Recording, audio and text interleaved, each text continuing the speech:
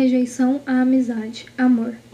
Os homens desprezam a si mesmos, a todos os outros homens, a quem dispensam pouco mais do que um olhar displicente e a quem não consideram fêmeas, por exemplo, terapeutas simpáticos e grandes artistas, ou agentes de Deus, e a todas as mulheres que os respeitam e alimentam seu ego. As fêmeas masculinas inseguras, em busca de aprovação, alimentam o ego masculino, desprezam a si mesmas e a todas as mulheres que se parecem com elas.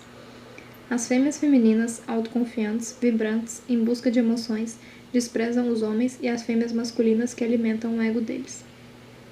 Resumindo, o desprezo está na ordem do dia. Amor não é dependência nem sexo, mas sim amizade. Portanto, o amor não pode existir entre dois machos, entre um macho e uma fêmea, ou entre duas fêmeas masculinas, situações em que um ou ambos são machos estúpidos, inseguros, alimentadores do ego masculino. Assim como a conversa, o amor só pode existir entre duas fêmeas femininas seguras, independentes, vibrantes, uma vez que a amizade se baseia no respeito e não no desprezo.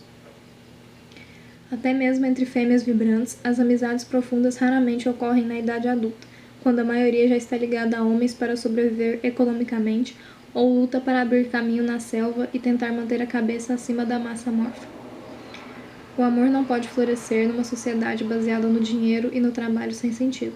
O amor exige total liberdade econômica e pessoal, tempo de lazer e oportunidade de se empenhar em atividades absorventes, emocionalmente satisfatórias que, ao serem compartilhadas com quem se respeita, levam à amizade profunda. Nossa sociedade praticamente não oferece oportunidade para nos empenharmos nessas atividades. Tendo varrido do mundo o diálogo, a amizade e o amor, o macho nos oferece estes substitutos desprezíveis. Grande arte e cultura. O artista masculino tenta resolver seu dilema de não ser capaz de viver, de não ser fêmea, construindo um mundo altamente artificial, onde o macho se torna herói, ou seja, exibe traços femininos, e a fêmea é reduzida a papéis altamente limitados, insípidos e subordinados, ou seja, a ser macho. Uma vez que o objetivo artístico do macho não é comunicar-se, com seu vazio interior ele não tem nada para dizer, e sim disfarçar sua bestialidade, ele recorre ao simbolismo e à obscuridade. Obra profunda. A grande maioria das pessoas, sobretudo as educadas, não acredita no próprio julgamento, é humilde e respeita a autoridade. Papai sabe mais é traduzido para a linguagem adulta como o crítico sabe mais, o escritor sabe mais, o PhD sabe mais. Assim, aprende facilmente a acreditar que a obscuridade, a conduta evasiva, o hermetismo e o modo indireto, a ambiguidade e a chatice são marcas de profundidade e brilho. A grande arte prova que os homens são superiores às mulheres, que os homens são mulheres, uma vez que quase toda a chamada grande arte, como os antifeministas adoram nos lembrar, foi criada pelos homens. Sabemos que a grande arte é grande porque as autoridades masculinas nos disseram isso, e não podemos afirmar o contrário, pois aqueles que têm uma sensibilidade brilhante, muito superior à nossa, podem perceber e apreciar tal grandeza. E o fato de eles apreciarem esse lixo prova a superioridade da sua sensibilidade. Apreciar é a única diversão dos cultos. Passivos e incompetentes, sem imaginação nem espírito, eles precisam se virar desse jeito. Incapazes de criar suas próprias diversões, de criar um mundinho seu, eles tendem a aceitar o que lhes é dado. Incapazes de criar ou de se relacionar, eles assistem. Absorver a cultura é uma tentativa desesperada, frenética, de gostar de um mundo insípido, de fugir ao horror de uma existência idiota. A cultura fornece um agradinho para o ego dos incompetentes, um meio de racionalizar a observação passiva. Eles podem se orgulhar de sua capacidade de apreciar as coisas mais finas, de ver uma joia onde há apenas um cocô. Querem ser admirados por admirar. Não acreditando em sua capacidade de mudar o que quer que seja, resignados com o status quo, eles tendem a achar o cocô bonito porque, até onde vai a sua visão de mundo, a única coisa que terão é mesmo o cocô.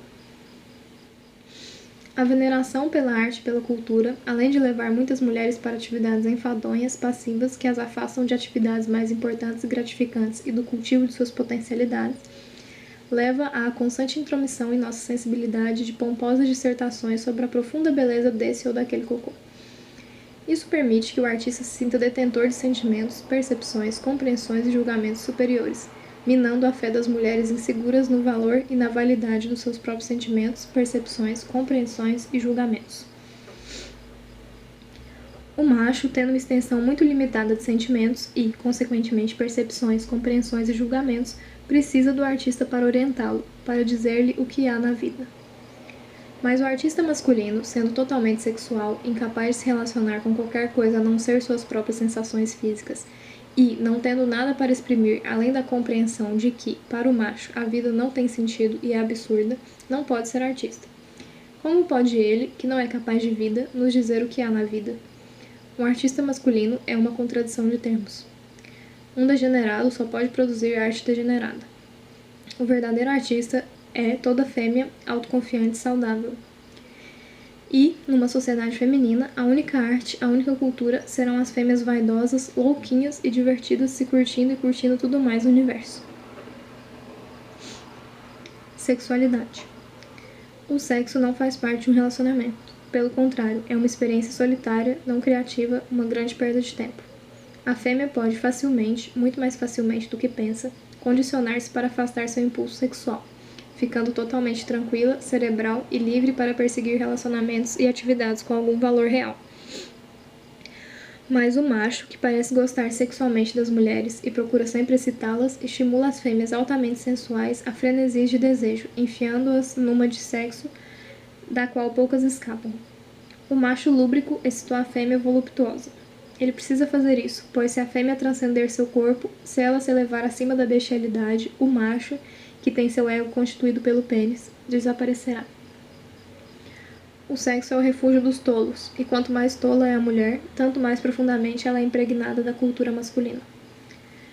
Resumindo, quanto mais sexual, melhor ela é. As melhores mulheres da nossa sociedade são as maníacas sexuais furiosas, mas a nata das mulheres não desce ao nível da transa, o que seria grosseiro. Elas fazem amor, comungam por meio do seu corpo e estabelecem uma relação sensual. As literatas se sintonizam com a pulsação de Eros e apreendem o universo. As religiosas entram em comunhão espiritual com o sensualismo divino. As místicas se fundem com o princípio erótico e se unem ao cosmo. As mentes adeptas do ácido entram em contato com suas células eróticas. De outro lado estão as fêmeas menos impregnadas da cultura masculina, as menos amáveis, aquelas almas simples e grosseiras que reduzem transar a transar, pueris demais para o mundo adulto dos condomínios, das hipotecas, das vassouras e do cocô de neném.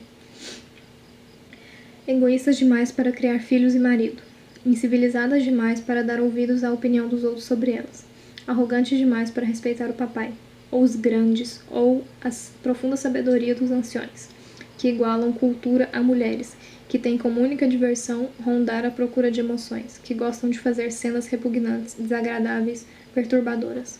Vacas odiosas, violentas, que batem com a porta na cara de quem as irrita demais, e que afundariam um punhal no peito de um homem ou enterrariam um furador de gelo em seu cu logo que o vissem, caso soubessem que poderiam fazer isso sem serem punidas.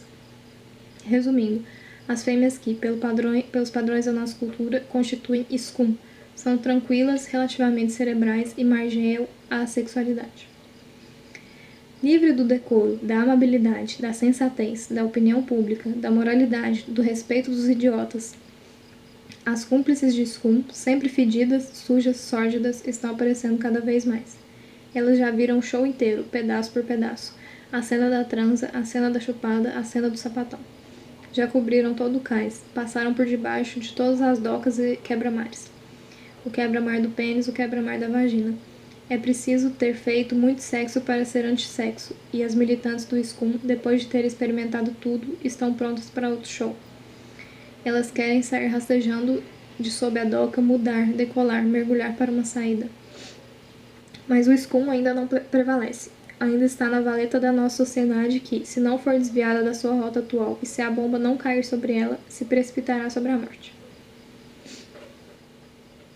Tédio. A vida numa sociedade feita por e para seres que, quando não estão soturnos e deprimidos, são uma chatice sem fim, só pode ser, quando não soturna e deprimida, uma chatice sem fim. Segredo, censura, supressão do conhecimento e de ideias e exposição pública. O medo mais profundo, secreto e terrível do macho é o medo da descoberta de que ele não é fêmea e sim macho, um animal sub-humano. Embora a amabilidade, a educação e a dignidade sejam suficientes para evitar a sua exposição no nível pessoal, a fim de evitar a exposição do sexo masculino como um todo e de manter a sua posição artificialmente dominante na sociedade, o macho precisa apelar para 1. Censura. Respondendo instintivamente a palavras e frases isoladas, sem qualquer reflexão e associação ao sentido geral, o jeito de um macho impedir que a sua bestialidade desperte e seja descoberta é censurar não apenas a pornografia, como também qualquer obra que contenha palavrões, independentemente do contexto em que são usados. 2. Repressão do conhecimento e das ideias, que possam expô-lo ou ameaçar a sua posição dominante na sociedade. Grande parte dos dados biológicos e psicológicos é reprimida porque prova a total inferioridade do macho em relação à fêmea. Além disso, o problema da doença mental jamais será resolvido enquanto os machos mantiverem o controle, porque, em primeiro lugar, os homens têm um interesse investido nela. Apenas as fêmeas com vários parafusos a menos permitirão que os machos tenham um pouquinho de controle sobre qualquer coisa. E, em segundo, o macho não pode admitir o papel da paternidade na origem da doença mental. Exposição pública. O que mais encanta o macho, na medida em que é possível dizer que o macho tenso, soturno, consegue se encantar com alguma coisa, é expor as pessoas. Não tem muita importância o que ele expõe, desde que as pessoas sejam expostas. Isso desvia a atenção de si mesmo. Expor os outros como agentes inimigos, comunistas ou socialistas, é um dos passatempos preferidos dele, pois com isso o que o ameaça é retirado não apenas dele, mas do país e do mundo ocidental. O grande problema não é ele, e sim a Rússia. Desconfiança. Incapaz de ter empatia, de sentir afeto ou de ser leal, pensando exclusivamente em si mesmo, o macho não tem senso de jogo limpo. Covardemente, com necessidade constante de bajular a fêmea para ganhar a aprovação dela, sem a qual ele está perdido, sempre tenso, temendo que sua bestialidade, sua masculinidade seja descoberta, sempre precisando disfarçar, ele não para de mentir. Sendo vazio, não tem honra nem integridade, desconhece essas palavras. O macho, em resumo, é insidioso, e a única atitude adequada numa sociedade masculina é o cinismo e a desconfiança. Feiura. Sendo totalmente sexual, incapaz de reações cerebrais ou estéticas, totalmente materialista e ganancioso, o macho, além de impingir ao mundo a grande arte, decorou sua cidade sem paisagens, com esbanjamento de feiura. Ela está nos prédios, tanto por dentro quanto por fora, nas decorações, nos outdoors, nas vias expressas, nos carros, nos caminhões de lixo e, sobretudo, em seu próprio eu podre. Ódio e violência.